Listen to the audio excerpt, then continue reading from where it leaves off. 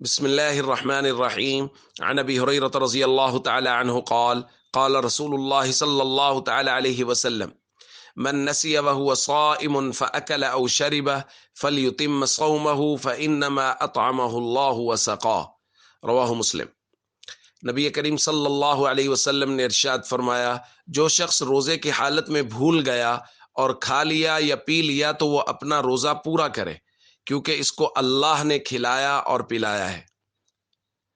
دوستو، رمضان المبارک میں اللہ رب العزت کی رحمت بہت عام اور تام ہوتی ہے۔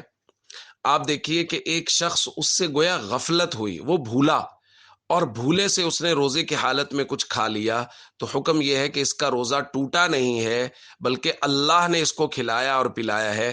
حضور نے فرمایا یہ اپنا روزہ مکمل کرے، اس کو ویسے ہی ثواب ملے گا جیسے عام طور پہ روزہ مکمل کرنے والے شخص کو ثواب ملتا ہے۔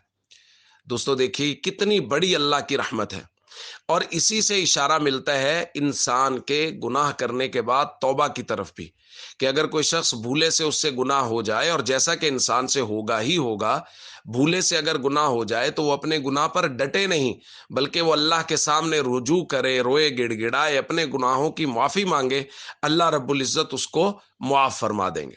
بس وہ شخص جو ڈٹ جائے اور وہ اپنے گناہ کی معافی ہی نہ مانگے، نماز میں سستی ہو رہی ہے لیکن یہ ڈٹا ہوا ہے، کوئی اور گناہ ہوا ہے یہ ڈٹا ہوا ہے، توبہ ہی نہیں کر رہا، تو ڈٹا ہونے کا مطلب یہ ہے کہ شیطان جو ہے وہ اس کو توبہ کی طرف آنے ہی نہیں دے رہا۔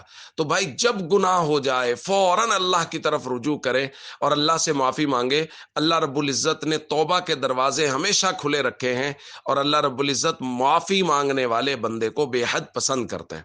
اس لیے ہم سب کو ہمیشہ اللہ کی طرف رجوع رکھنا چاہیے۔ السلام علیکم ورحمۃ اللہ وبرکاتہ۔